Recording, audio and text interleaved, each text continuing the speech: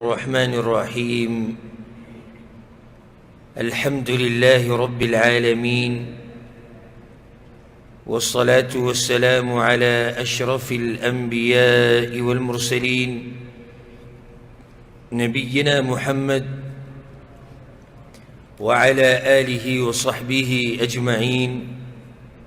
أما بعد، د قیامت تراتلو علامات نخي و نخاني بياني دي د الله سبحانه وتعالى بتوفيق سره او منگا اکثر نخي بيان کړي لکه آغا والا علامات چې هغه راښکاره شوي دي او آغا علامات چې هغه لا نه دي راښکاره شوي او د غټو علاماتو نه مخکې به راځي. په تیر شوي بیان کې د دریو فتنو تذکره شوې وه. کمې کمې دي؟ فتنة الأحلاس، فتنة السراء، فتنة الدهيمة. د دې دریو فتنو باز شوی چې د درې فتنې به راځي. او بیا موږ خبره د امام مهدي شروع کړې وه چې امام مهدي به راوځي. یو خو دا خبره یقیني ده چې امام مهدي به راځي. د حدیثونو په رڼا کې د دې خبرې وضاحت شوی او د هغه خلکو په خبره باندې رد کوم چې د دې په باره کې شبهې او شکونه پیدا کوي. نو دا زمونږ عقیده ده او زمونږ په دې یقین دی چې امام مهدي به راځي. موږ یو څو مسلې بیان کړې وې چې د هغه سره تعلق ساتي. یو دا خبره بیان شوې وه په دې باندې دلیل چې امام مهدي به راځي. دویمه دا خبره بیان شوې وه چې د امام مهدي نوم به څه وي. درېیمه دا خبره بیان شوې وه چې د هغه کنیت به څه وي. څلورمه دا خبره بیان شوې وه چې هغه به د چا په نسب کې. پنځمه دا خبره بیان شوې وه چې د هغه جسمانی صفات به څنګه وي. شپږمه دا مسله بیان شوې وه چې هغه به د کوم ځای نه راوځي. که نورې مسلې پکې وي دغه مسلې. اخرنۍ مسله دا بیان شوې وه چې د کوم ځای نه به راوځي. او موږ دا خبره ذکر کړې وه چې دې کې د علماو اختلاف دی. چا دا ویلي چې د مشرق د طرف نه به راوځي او چا څه ویلي دي. خو موږ وی چې د چا سره چې څه نه څه دلیل شته او دلیل لږ مضبوط دی نو هغه دا خبره ده چې امام مهدي به د کوم ځای نه راوځي؟ د مدینې نه. په دې خبره باندې دلیل بیان شوی. بیا دا مسله علما بیانوي چې کله د امام مهدي باره کې خبره کوي چې د امام مهدي د راوتو به څه نښې او څه علامات به وي. څه نښې خو به راښکاره کېږي که نه، ځکه چې غټه نښه به راوځي او معمولي خبره نه ده د مهدي راوته. په دې باره کې ډېر احادیث او آثار راغلي دي چې اکثر سندن کمزوري دي. لکه بعضو دا نښه ذکر کړې ده وایي مهدي چې په کوم کال راوځي نو د هغه کال د رمضان په میاشت کې په اولنۍ شپه کې به سپومۍ تورېږي او نور به د نیم رمضان نه بعد تورېږي. چا دا ویلي چې رمضان کې به نور 2 پیرې تورېږي. چا دا ویلي چې د اسمان نه به آواز کېږي چې ان الحق فی آل محمد، حق د محمد صلی الله علیه وسلم په اهل کې دی. چا دا ویلي چې آواز به کېږي چې علیکم بفلان. او چا دا ویلی دي چې د مهدي نوم به اخیستی کېږي اواز به کېږي چې لاړ شئ مکې ته فإن فیها المهدي او هلته مهدي دی او د هغه نوم دی احمد بن عبدالله او وی دا اواز به ټولې ځمکې ته رسي چا دا ویلي دي چې د مهدي په سر باندې به وریځ ګرځي همیشه او هغه وریځې نه به اواز راوځي چې هذا المهدي خلیفة الله دا مهدي دی چې الله خلیفه ګرځولی دی فاتبعوه په ده پسې روان شي چا ویلي چې دغه وریځې نه به لاس راوځي او مهدي ته به اشاره کوي چا دا نښه ذکر کړې ده چې د مهدي په سر باندې به یو ملکي په ملایکو کې او د هغه دا ډیوټي دی چې هغه به دا آواز کوي چې ان هذا المهدي دا مهدي دی فاتبعوه په ده پسې روان شي دا نښه پکې بعض ذکر کوي وي د مشرق د طرف نه به یو لوی اور راښکاره کېږي اور به لګي چې هغه به 3 شپې لګي یا 7 شپې او چا پکې لا دا نښه ذکر کړې ده چې یو ستوری به راښکاره کېږي او دغه ستوري به لکۍ ستوری به وي د هغې لکۍ به هغه به هم رڼا کوي او دا نښه پکې هم ذکر کوي چې د ذوالحجې په میاشت کې به لوی قتل و قتال کېږي او په اسمان کې به سوروالی عام شي چا ویلي توروالی به عام شي او چا پکې له دا خبره ذکر کړې ده چې اسمان کې به یو ورغوی راښکاره کېږي خلک به ورته ګوري خو دا نښې چې کومې ده کومې چې موږ ذکر کړي دا ذکر شوي دي خو په دې باندې دلایل نشته صحیح دلایل په دې باندې صحیح دلایل نشته کم علامات چې په صحیح حدیثونو کې راغلي دي هغه به ذکر کو کمې نښې چې په صحیح حدیثونو کې راغلي دي هغه به ذکر کو یوه علامه او یوه نښه دا ده امام مهدي چې به په کومه زمانه کې راځي نو په هغه وخت کې به په ځمکه باندې ظلم عام وي دا مخکې حدیثونه موږ سره تېر شوي درس کې ظلم به څه عام به وي دې باره کې ډېر حدیثونه دي که حدیث د عبدالله بن مسعود حدیث د علي بن ابي طالب حدیث د ابو سعید الخدري اکثر موږ بیان کړي هم دي نو یو نښه دا ده لویه چې په هغه ټیم کې به په ځمکه باندې څه ظلم به روان وي دویمه نښه دا ده چې جبري حکومتونه به ختم شي جبري حکومتونه د نعمان بن بشیر رضی الله عنهما حدیث دی امام احمد بن حنبل رحمه الله راوړی پای کې دې خبرې ته اشاره ده چې جبري حکومتونه به وي هغه به الله بیا ختم کړي بیا به خلافت راځي د نبوت په طریقه باندې نو علماو دا نښه هم ذکر کړې ده ثم تكون خلافة على منهاج النبوة نو مهدي چې کله راشي خلافت به وي د نبوت په طریقه باندې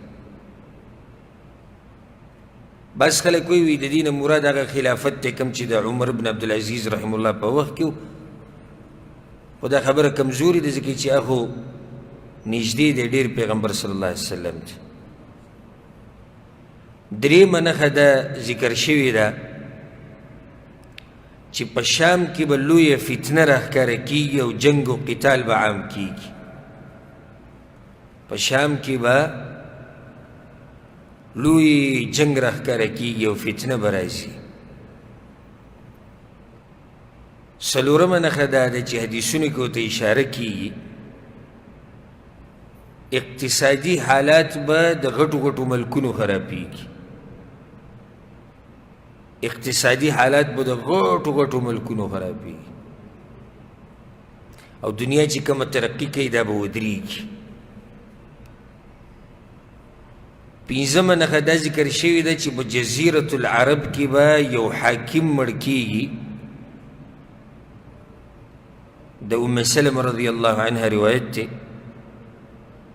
جزیرة العرب کې به یو حاکم مړ کېږي، یو باچا به مړ کېږي، او د هغه نه بعد به خلک اختلاف کوي. دا نښه ذکر شوې ده. بعضو روایتونو کې ورسره دا نښه راغلې ده چې په حرم کې به جنګ کېږي. استحلال البيت الحرام بالقتال فيه. د الله په دې کور کې به بعض کسان جنګ کوي، فساد به کوي. او دا مخکې شوي 319 هجري کې شوي دي، کله چې شیعهګان قرامیطه داخل شوي مسجد حرام ته. ډېر لوی فساد دی شیعهګانو کړی و. دنیا حاجیانې پکې وجلي وو. بعضې روایتونو کې داسې راځي چې په دغه کال باندې شیعهګانو 10,000 حاجیان وجلي دي او حجر اسود یې تختولی و. او وخت په وخت دوی دا کارونه کړي دي شیعهګانو. نږدې وخته پورې دوی حج کې د امن د خرابولو کوششونه کړي دي. دا ډېر خبیث مخلوق دی دا شیعهګان روافض، ډېر بدترین مخلوق دی، ډېر بدترین. او دوی دا خبره په کتابونو کې ښه واضحه لیکلې ده. وی کله چې موږ په بیت الله باندې غلبه حاصله کړه او د مکې دا ښار موږ ونیو، نو موږ به هلته وینې تویو. یعنې هلته چې څوک سنیان دي راټول به مړه کوو. دا دوی ښه په کتابونو کې ښه واضحه لیکلې چې موږ به دا کار کوو. نو دا د اوسه پورې د دوی کوششونه شته. بیا یو پیر حرم کې جنګ په هغه وخت کې شوی و، د محرم میاشت وه او 1400 هجري وه، یعنې د نن نه تقریبا 140 کاله مخکې، چې بعض کسان ورننوتي وو حرم ته او اسلحه یې د ځان سره وړې وه او دا دعوه هغه کس کړې وه، وي زه دغه یم دا مهدي یم. دا دعوه کړې وه زه مهدي یم، وایي دلته زه راغلی یم ما سره به خلک بیعتونه کوي. دی چې مخکې به راشي مهدي سره به بیعتونه کوم ځای کېږي؟ حرم کې به کېږي. نو دغه ځوان شیر هم راوتی. نو دغه فتنه د جهیمان ده. او پای کې یعنې زه دې خلکو ته حیران یم، د هغه سره هم خلک ډېر شي ملګري شي. جوی مهدي راوتی. مهدي را راوته خو داسې ګپ خو نه دی. مهدي راوته څه داسې ګپ خو نه دی چې بس راوځه او زه مهدي یم. مخکې ورځو کې په انډیا کې یو نولې غونته کې و، هغه ویډیو کړی وي زه مهدي یم. څوک به دې خوا کښېنوي نو چې تا ته چل وکړي. او د مصر یو عالم تقریر کو، نو چا ورته په چیټ باندې لیکلي وو چې شیخ صاحب زه په ځان شکي یم، ما ته داسې ښکاري چې زه مهدي یم. نو ستا څه نصیحت دی چې راوځم او که نه؟ ځکه چې زما خو پوره په ځان باندې دا نښې ما ته ښکاري چې زه یم. هغه ورته یې راونوځي دا خلک د سرمن په بل طرف وباسي. بعضو خلکو والعیاذ بالله الله دې د آخري زمانې د فتنو نه موږ په امن و امان کړي. څوک د نبوت دعوې کوي لګیا دي، او څوک وایي زه مهدي یم، او څوک په صحابه کرامو پورې نښتی دی، او څوک حدیثونو باندې ردونه کوي، او څوک صحیح بخاري او صحیح مسلم باندې ردونه کوي، او څوک په قرآن پورې خاندي. نو په دې فتنو کې چې د چا ایمان سلامتي او قبر ته روغ ایمان ورسوي، نو دا ډېر خوش قسمته سړی دی. دا ډېر خوش قسمته سړی دی. یو نښه دا ذکر شوې ده چې کوم نهر چې دی فرات چې ورته ویل کېږي، فرات د دې نهر نوم به تاسو اورېدلی دا نهر په دې کې به د سرو زرو غر راښکاره کېږي دا یو نهر دی ډېرې خوږې اوبه دي او تقریبا داسې اوږدوالی د دې 2330 کیلومیټر دی د دې فرات د دې نهر دا په 3 ملکونو باندې تېرېږي شروع شوی اصل چې دی د کوم ځای نه راوتی دی د کوم غرونو نه هغه د ترکیه نه دی او بیا په سوریه باندې تېر شوی دی 4.5 کیلومیټره دا په سوریه کې په ترکیه کې دی بیا څه کم 200 کیلومیټره دا په سوریه کې دی او بیا په عراق باندې تېر شوی دی څه 1200 کیلومیټره دا په عراق کې دی او بیا د خلیج عربي چې دی نو هلته بیا دا اوبه اخره کې هغه ځای ته اوړېدلي دي حدیث کې راځي په صحیح مسلم کې دا حدیث دی پیغمبر صلی الله علیه وسلم وی لا تقوم الساعه قیامت به د هغه وخته پورې نه راځي حتى يحسر الفرات عن جبل من ذهب تر څو چې د فرات نهر کې د سرو زرو غر نه راښکاره شي د سرو زرو غر به پکې راښکاره کېږي یقتتل الناس علیه په هغې باندې به خلک جنګونه کوي جنګونه لویه فتنه به وي دغه هر سړی به وایي چې ما د دې غر نه ځان له څه واخیستی سره مې واخیستی پیغمبر صلی الله علیه وسلم وایي داسې جنګ بنښه دي چې په 100 کسانو کې به پکې یو کم 100 وژلی کېږي په 100 چې 100 راشي یو کم 100 به وژلی کېږي یو به پاتې کېږي او هغه یو به دا وایي چې یاره کېدی شي زه ترې واخلم ځکه یو حدیث کې راځي په صحیح بخاري صحیح مسلم کې دی فمن حضره نو څوک چې دغه وخت کې حاضر فلا یأخذ منه شیئا نو دغه غر نه دې څه شی نه اخلي یعنې ځان دې د دې فتنې نه ځان دې د دې فتنې نه لرې ساتي خو دلته دا یو څو مسلې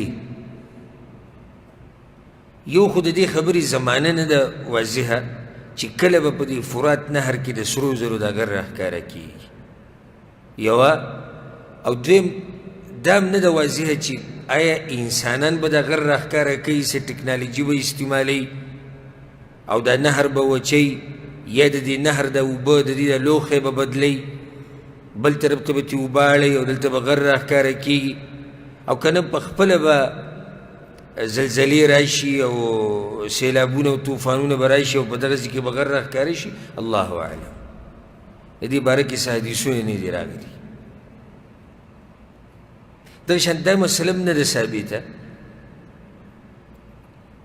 چې آیا دا نهر موږ په څو ملکونو تېر شوی دی په 3 په کومو ترکیه سوریه او عراق اوس دا پته نشته چې دا په کوم ځای کې به دا غر راښکاره کېږي چې دا به ګوره په ترکیه کې راښکاره کېږي چې کوم ځای نه دا اوبه راوتي دي که نه دا به په سوریه کې که نه دا به په عراق کې ځکه چې هلته د نهر مسافه هلته ډېره ده الله اعلم دې باره کې څه نه دي راغلي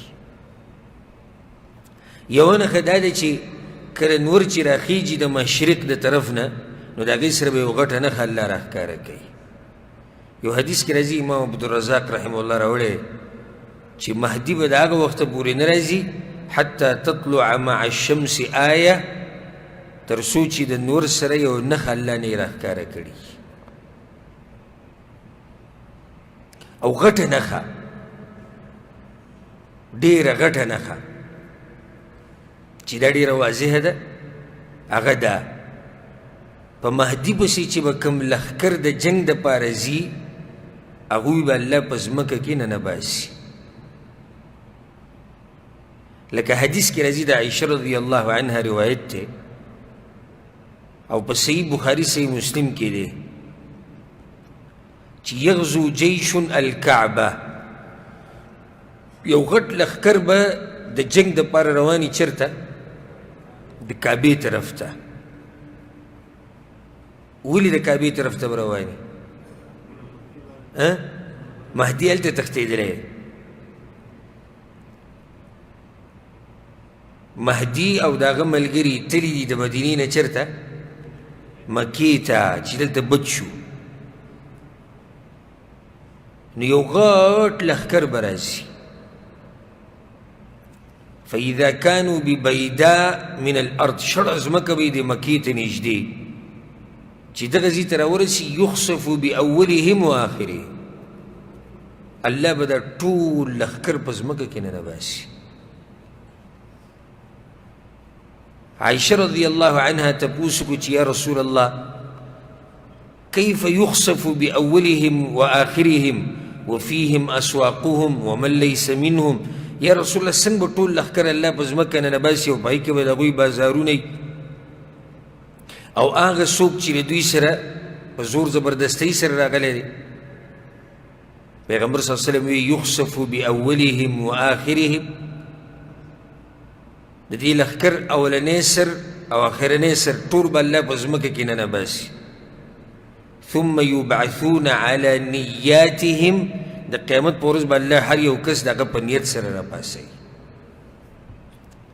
یو حدیث کې داسې راځي په صحیح مسلم کې حدیث دی د حفصه رضی الله عنها پیغمبر صلی الله علیه وسلم وایي چې سيعوذ بهذا البيت قوم ليست لهم منعه ولا عدد ولا عده یو قوم برازي د پناه اغستو د پاره د کعبې ته دلته څوک مراد دی مهدي او دغه لښکر امام مهدي او دغه لښکر یو قوم برازي دلته به پناه اخلي خدا به داسې قومي چې د دوی سره به طاقت نه وي د دوی سره به طاقت نه وي نه به د دوی شمار ډېري نه به ورسره جنګي آلاتي یبعث الیهم جیش و دوی پسې به یو غټ لښکر را رواني حتی اذا كانوا ببیداء من الارض خسف بهم نو دې حدیث کې هم دا دي چې الله به دا غټ لښکر سره څه چل وکړي په ځمکه به یې ننباسي او دا په ټولو کې مضبوطه نښه ده د امام مهدي د راوتو مضبوطه نښه ده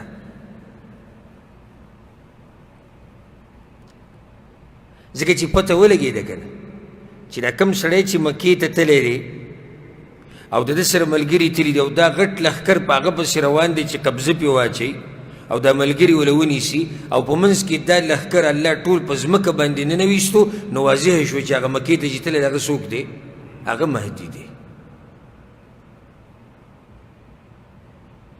دا خسف په کوم ځای کې ځمکه کې ننویسته بیدا ویلی شوي دی حدیث کې او په عربۍ کې بیدا پراخه ځمکې ته ویلی کېږي او دا ځمکه چې کومې ته اشاره ده نو دا مکې او د مدینې په منځ کې ده او علما وایي وهي الى مکه اقرب او مکې ته نږدې ده یعنې دا لښکر به مکې ته نږدې الله په ځمکه ننباسي څنګه به الله دوی ننباسي نو حدیثونو کې دغه راغلي چې ټول لښکر به یا خو ټول لښکر په یو وخت کې به الله په ځمکه ننباسي او یا به اولنی حصه د لښکر به په ځمکه ننوځي او بیا به اخرنی حصه الله اعلم بل سوال دلته دا دی چې آیا دا ټول چې څوک په لښکر کې راغلي دي هغه ټول د مهدي د قتال دپاره راغلي دي د هغه د جنګ دپاره نه ولې دلیل څه دی حدیث کې داسې راځي ښه واضح حدیث دی په صحیح مسلم کې شته پیغمبر صلی الله علیه وسلم فیهم المستبصر والمجبور وابن السبیل درې قسمه خلک دي په دې لښکر کې مستبصر هغه چې ښه په خپل اختیار سره راوتی دی ښه راوتی دی د دې خلکو د وجلو دپاره دی دویم مجبور المجبور چې مجبوره کړی شوی دی نه راتو او په زور ځان سره روان کړی او دریم وابن السبیل مسافر نو کم خلک چې د جنگ دپاره نه دي راغلي او دا مجبوره کړی شوي دي نو حدیث کې راځي په صحیح بخاري صحیح مسلم کې حدیث دی او دا لفظ د امام مسلم دی یصدرون مصادر شتا یبعثهم الله عز وجل على نیاتهم هر یو چې کوم را روان دی نو هر سړی په خپل یو مقصد را روان دی ټول یو مقصد نه دی نو ځکه پیغمبر صلی الله علیه وسلم وایي چې هر سړی به د قیامت پر ورځ په څه راپاسي په خپل نیت به راپاسي د چا نیت چې څه و الله به ورله هغه جزا ورکوي نو دا یو غټه نښه ده دا څه ده غټه نښه دلته یو څو خبرو ته اشاره اهمه ده یو خو دې نه دا واضح شو چې کوم لښکر چې به په مهدي پسې ځي او د هغه په ملګرو پسې مکې ته نو دا یو غټ لښکر دی د کوم ځای نه دا خبره واضح شو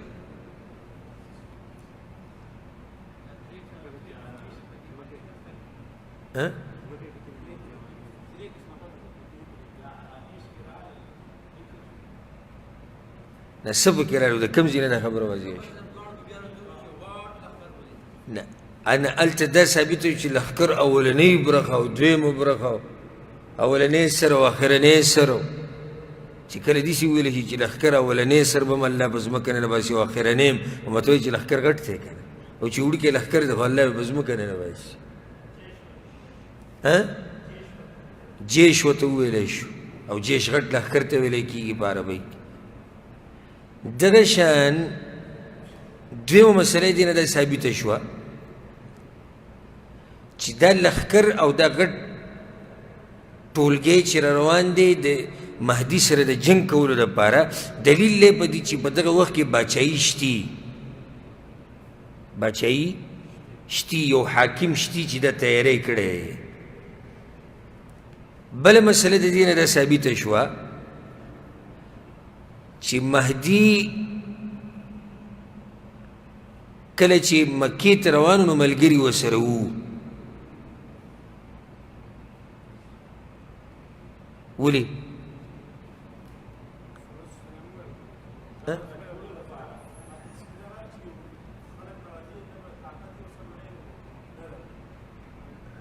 نه واضحه دا شوی دی نه چې مهدي سره ملګري شتي چې دا دومره غټ لښکر چې را روان دی دا په یو سړي پسې خو نه را روان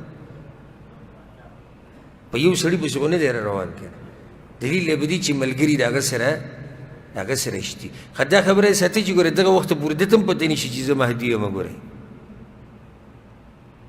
یعنی مهدي یو نیک سړی دی پیدا شو په مدینه کې ښه سړی دی عالم دی مجاهد دی نه هېرېږي د الله په باره کې د چا نه او د ملامتګر د ملامتیا نه نه هېرېږي یو مشهور سړی دی یو مشر دی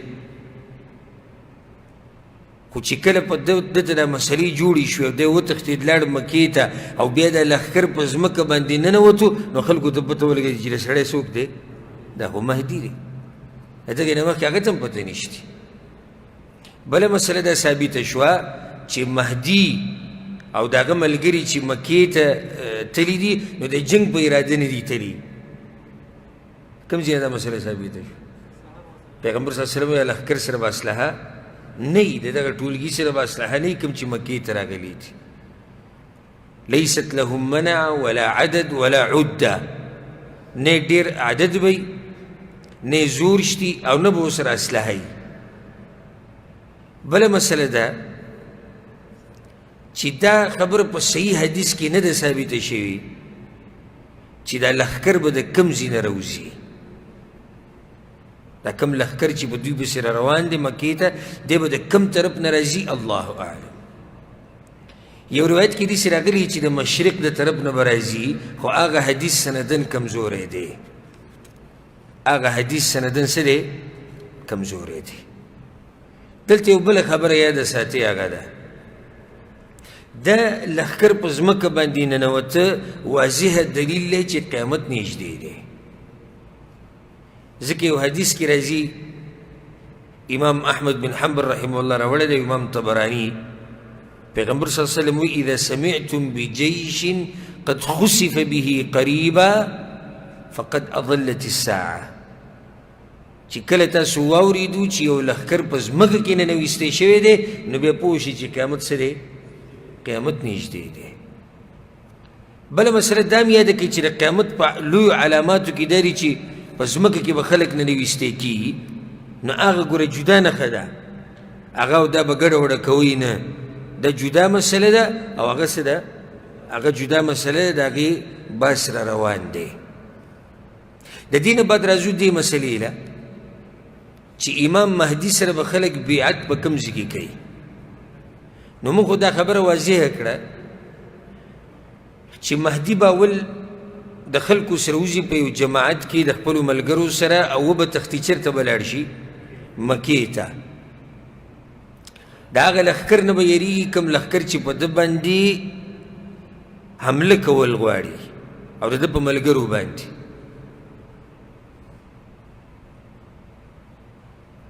دی په خپله ما تاسو ته وایي چې په دغه ځای کې نه دی پوهه چې زه مهدي یم، او نه ملګرو ته دا معلومه ده. خو دا نیکان خلک دي، څه دي؟ نیکان خلک دي. خو چې کله دا لښکر په ځمکه باندې ورننوتو، دا غټ لښکر چې په دوی پسې روان دی، بس په مکه کې به خلک د تکبیر چغه کېږي، هر طرف نه به الله اکبر الله اکبر. دا اوازونه به په دې جزیرة العرب کې او عراق او شام او مصر او مسلمانانو ملکونو ته به دا خبره ورسي. نو بیا به د هغه کوم ملګري چې اول د هغه سره دي په مکه کې، هغوی به ورسره بیعت وکړي چې ته زمونږ حاکم یې، د مسلمانانو مشر یې، او بیا به مسلمانان را روانېږي. ځکه چې پته ولګېده چې دا سړی څوک دی؟ مهدي دی. امام طیالسي یو روایت راوړی د امام احمد بن حنبل رحمه الله هم راوړی، ابو هریره رضی الله عنه، پیغمبر صلی الله علیه وسلم وی یبایع لرجل ما بین الرکن والمقام.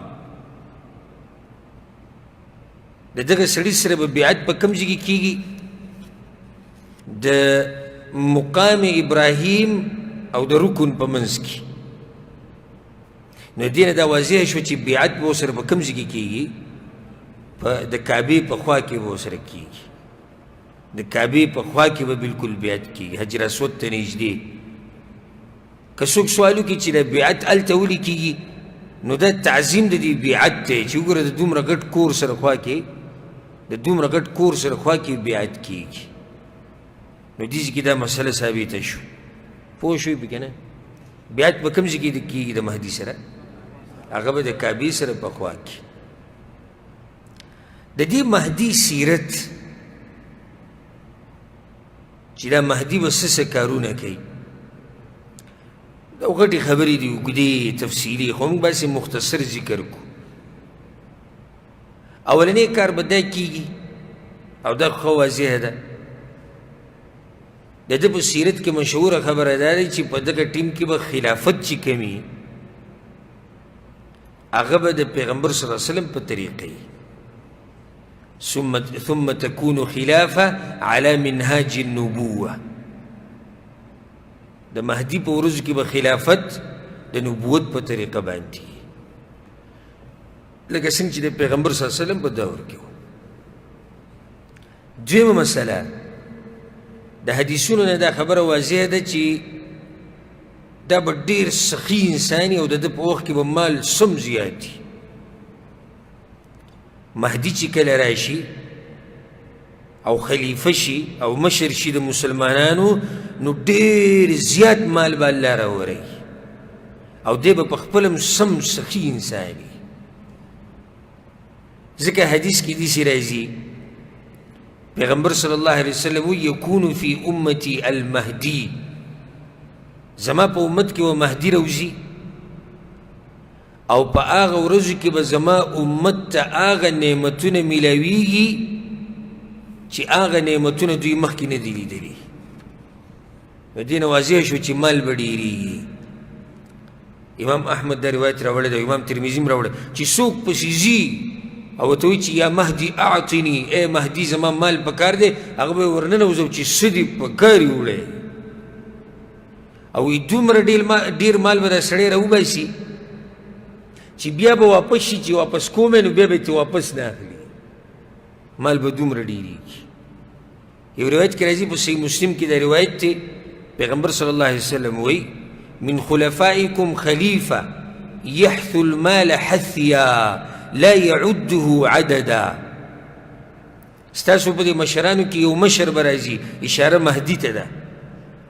ستاسو په دې مشرانو کې یو مشر به راځي، دا مال به خلکو له داسې ورکوي چې سم به بیي او شماري به یې نه.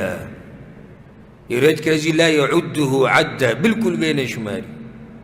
خو چې څوک هم راځي او مهدي ته وایي چې زما مال پکار دی، نو مهدي به ورته وایي واله ها، او شمارول به پکې نه وي، شمارول به پکې نه وي. دریم کار د ده په سیرت کې غټه خبره دا ده چې عدل او انصاف به قایمیږي د خلکو په منځ کې، او دا غټه مسله ده. مخکې ډېر حدیثونه تیر شوي دي چې موږ پکې دې خبرې ته اشاره کړې ده، لکه امام احمد بن حنبل رحمه الله روایت ته امام ابو داود هم راوړی.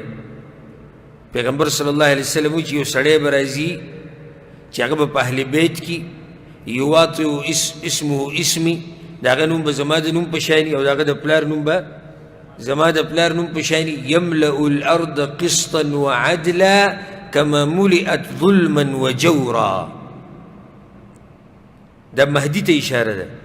نو دا مهدي چې راشي، پیغمبر صلی الله علیه وسلم وی دی به دا ځمکه د عدل او د انصاف نه ډکه کي، لکه څنګه چې د ده د راتلو په دې وخت کې د ظلم نه ډکه شوې وه.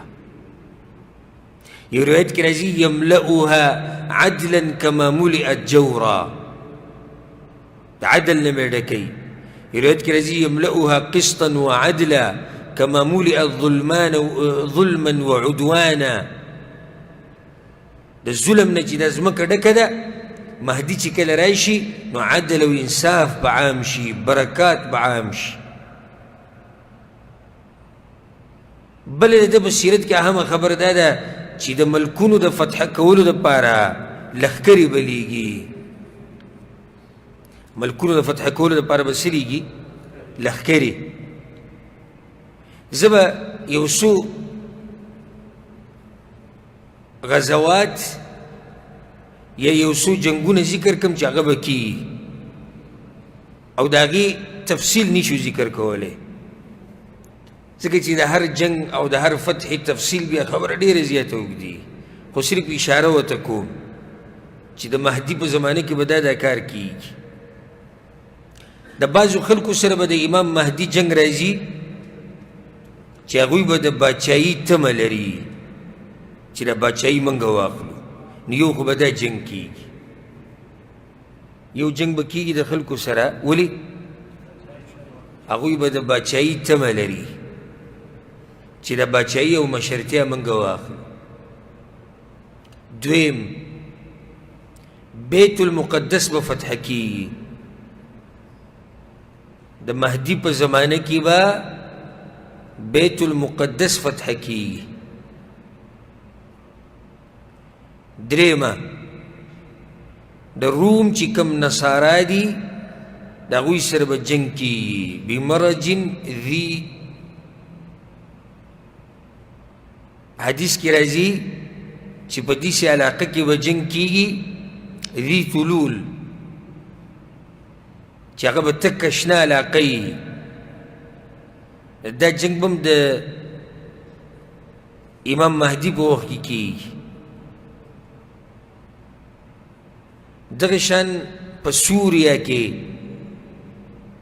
غوړ جنگ به کیږي د مسلمانانو او د روم د نصاراو په منځ کې.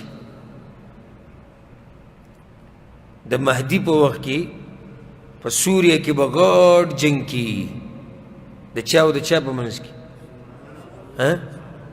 د مسلمانانو او د روم د نصاراو په منځ کې. دغه شان قسطنطنیه کم ښار چې دی چې نن سبا په ترکیه کې د استنبول ورته ویلی کېږي، دا علاقه به فتح کېږي. که یو سړی دا سوال وکړي چې دا علاقه به څنګه فتح کېږي او دا خو د مسلمانانو سره، نه، په هغه وخت کې موږ وایو چې په سوریه کې به جنګ کېږي. نه، نصارا به راځي سوریه ته، شام ته، او د مسلمانانو او د دې نصاراو په منځ کې به غوړ جنګ کېږي. نو دا نصارا چې کله د شام ته راځي نو دوی به د ترکیه په لار باندې راځي، قسطنطنیه باندې به راځي، نو هغه علاقې به د مسلمانانو نه واخلي. نو بیا به مسلمانان د هغوی سره جهاد وکړي او دغه علاقه د قسطنطینیه دا به ترې بیا واخلي. یو حدیث کې داسې راځي چې یو علاقه یو ښار به مسلمانان قبضه کوي او هلته به جنګ کېږي چې هغه ښار نیم په وچه دی او نیم په اوبو کې دی، نیم په وچه دی او نیم په اوبو کې دی. علماو د دې په منځ کې اختلاف دی چې دا کم ښار دی. اوږدې اوږدې خبرې شوي دي کې چا ویلي دا دغه قسطنطینیه ښار دی او چا څه ویلي چا څه ویلي. یو حدیث کې دا راځي چې یو جنگ به د مهدي په وخت کې کېږي او یو ښار به فتح کېږي چې هغې ته رومیه ویلی کېږي. ایټالیا کې دی روما،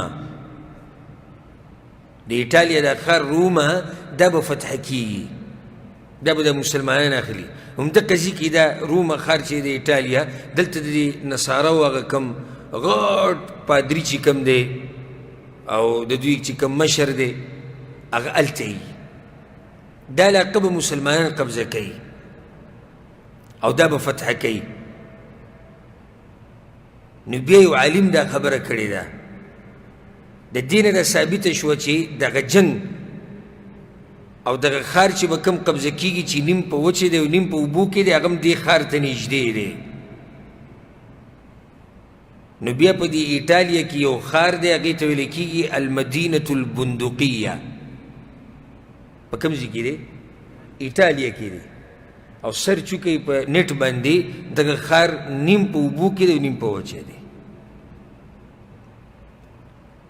دغه ښار اوس هم نیم په اوبو کې دی او نیم په وچه دی. او بعض علما تلي دغه ښار یې لیدلی دی او بیا په کتابونو کې هم دا مسله لیکلې ده. والله اعلم که موږ داسې جزم نه کوو خو واضحه دغه خبره واضحه ښکاري د نورو په نسبت. او کوم اخرنی جنگ چې به کېږي د مهدي په وخت کې نو هغه د دجال سره جنگ او د هغه د ملګرو سره جنگ د عیسی علیه السلام په ملګرتیا کې. د دې نه ثابته شوه چې د عیسی علیه السلام او د مهدي به څه ملاقات کېږي. انشاءالله پر روان نښو کې به ته دا بیانومه. دا ډېر خوندوره موضوع ده ځکه چې دې نه بعد غټې نښې به شټاټي. دجال به څنګه راوځي، عیسی علیه السلام به څنګه راځي، نور به د مشرق د طرف نه کله راخیږي، د مغرب د طرف نه عفوا نور به د مغرب نه څنګه راخیږي او کله به راخیږي. دا مسلې ټولې را روانې دي. نو د دې مهدي په زمانه کې به هم د قیامت غټ علامات راښکاره کېږي. دوه خو دلته ذکر شو. کم عیسی علیه السلام او دجال. دجال به هم د ده په زمانه کې راځي. نو دا قیامت چې دی دا په مهدي پسې نږدې دی، لرې نه دی. قیامت په مهدي پسې څه دی؟ نږدې دی. نو د دې ځینه دا ثابته شوه چې دا دوه خو د هغه په زمانه کې دی او نور به کم د هغه په زمانه کې دا به ته په روان درس کې بیا بیانو چې کله نورې نښې ذکر کو. نو د دجال سره جنگ او د هغه د لښکر سره جنگ عیسی علیه السلام په ملګرتیا کې دا به څوک کوي؟ مهدي، امام مهدي او د هغه ملګري. بیا دلته سوال ذهن ته راځي چې د امام مهدي به په ځمکه کې څو کاله وي او څو کاله به خلافت کوي. امام مهدي به په ځمکه کې څو کاله خلافت کوي؟ دا سوال ذهن ته راځي. نو چا دا ویلي دي چې دی به 15 کاله خلافت کوي، چا ویلي دي 7 کاله خلافت به کوي، چا ویلي دي 9 کاله خلافت به کوي، او چا ویلي کم سے کم 15 او که ډېر شي نو 9. روایتو کې داسې راغلي دي. بعضې روایتونه کې داسې هم راغلي دي چې 19 کاله او 100 میاشتې. بعضې روایتونه کې راغلي 20 کاله، بعضو کې 40 کاله، بعضو کې 13 او بعضو کې 40 کاله. خو صحیح خبره دا ده چې یقیني روایت چې کوم دی چې هغې له محققینو علماو ترجیح ورکړې ده هغه دا چې 7 کاله به د خلافت وي. څو کاله؟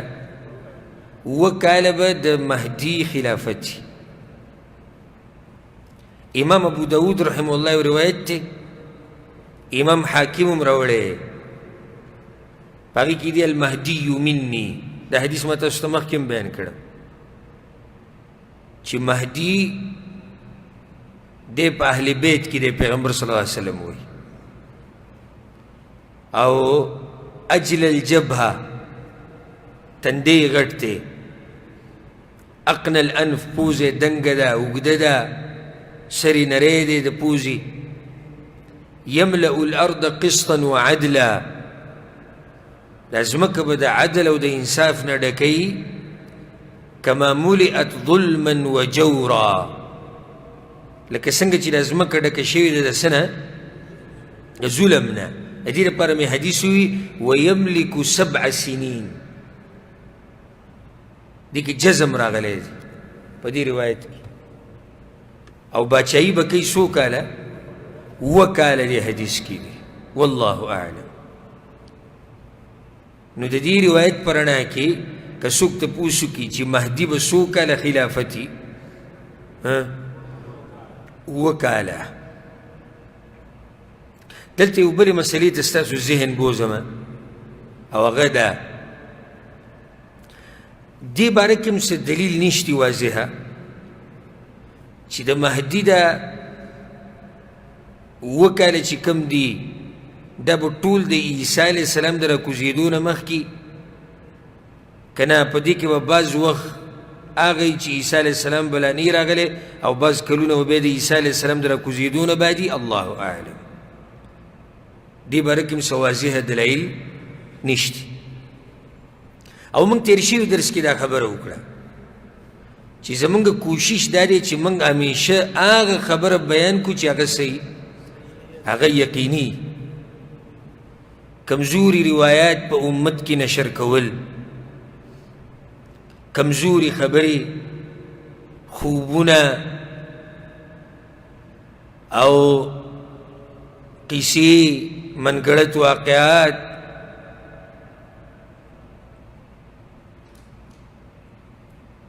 او د تصوف دا کارونه دا په امت کې نشر کول نه دي پکار. کم صفا دین چې دی صفا شفاف بالکل واضحه، پیغمبر صلی الله علیه وسلم سوی ترکتکم علی البیضاء، ما تاسو په داسې دین باندې پرېښودي، په داسې لار مې پرېښودي چې هغه لار پیغمبر صلی الله علیه وسلم وایي تکه سپینه ده. هغه لار څه ده؟ تکه سپینه ده، داسې واضحه لار ده چې شپې هم رڼا ده. لیلها کنهارها، شپې هم داسې ده لکه ورځ، داسې واضحه دین دی زمونږ. نو زمونږ دین ضرورت نه لري د دروغو حدیثونو ته، منګړتو واقعاتو ته، او خوبونو ته، او جیما پلانې ولی الله ولیدو، په خوب کې مې ولیدو، او څوک وایي په ویښه مې ولیدو، او څوک وایي په هوا باندې الوتو، او څوک وایي زما سره ملاقات وکړو. نو دا امت ته دې خبرو ضرورت نشتی.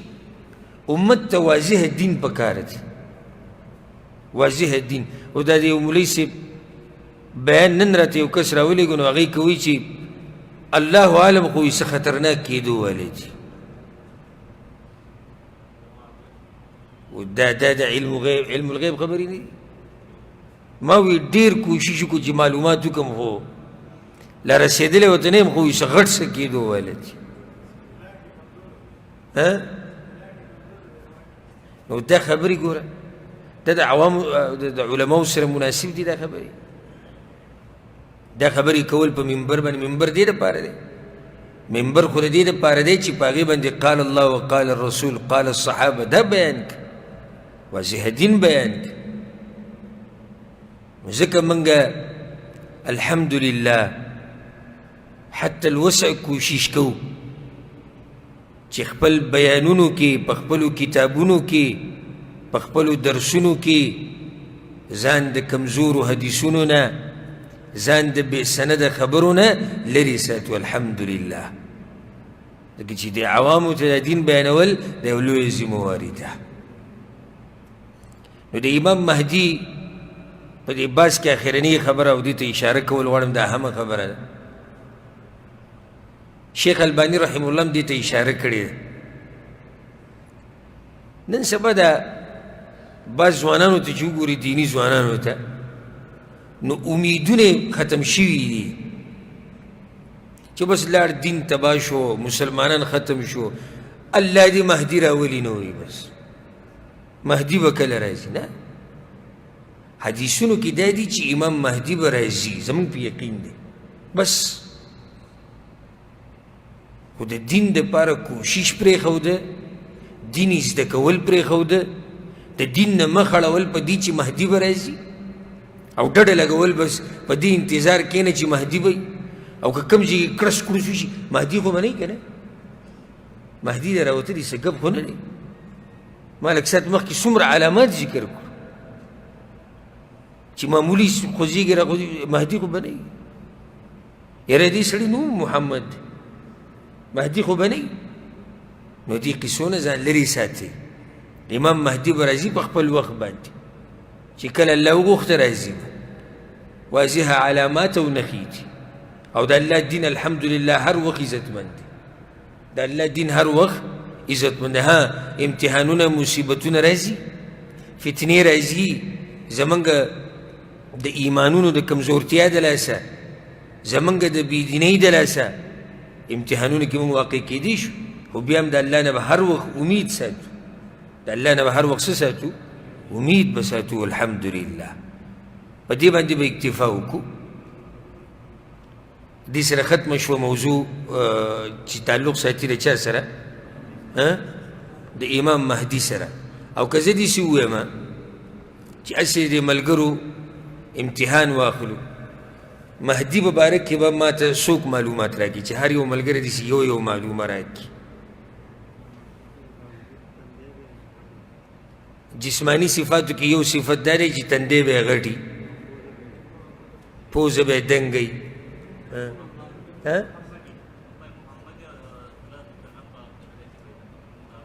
نوم یې محمد دی او د پلار نوم به عبدالله وي.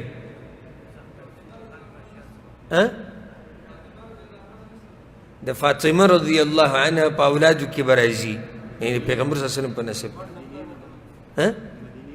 مدینې نه به راوځي.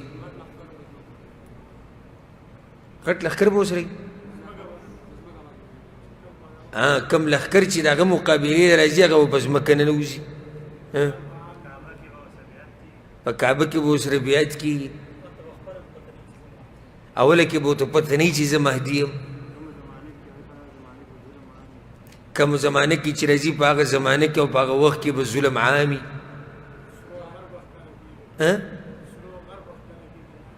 سرو غر راښکاره کېده، دا یو نښه موږ ذکر کړې وه. عیسی علیه السلام سره به ملاقات کېږي، د دجال سره به جنګ کوي،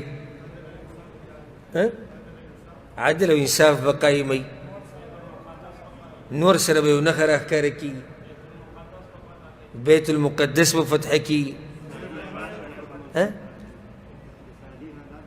اقتصادي حالات دغه وخت کې به خراب وي، قسطنطینیه به فتح کېږي، هغه ښار به فتح کېږي چې نیم به په اوبو کې نیم به په وچه. نور چې د مشرق نه راخیږي یو نوښه به ورسره وي. د هغه په وخت کې د مهدي په وخت کې به مال ډېر زیات شي چې څومره خلک غواړي هغه به یې ورکوي. په شام کې به لویه فتنه او لوی جنګ کېږي، دجال سره به جنګ کېږي، دجال به هم دغه وخت کې راوځي. او کم لښکر چې به جنګ له راځي چې ځمکه کې به ننوځي، هغه 3 قسمه خلک دي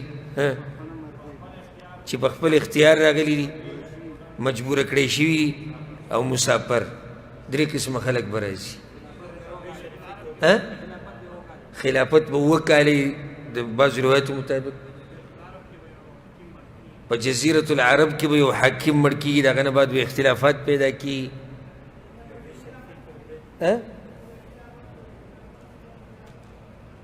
څه شوی؟ د مهدي چې کومه خلافت یې هغه به په منهاج د نبوت باندې.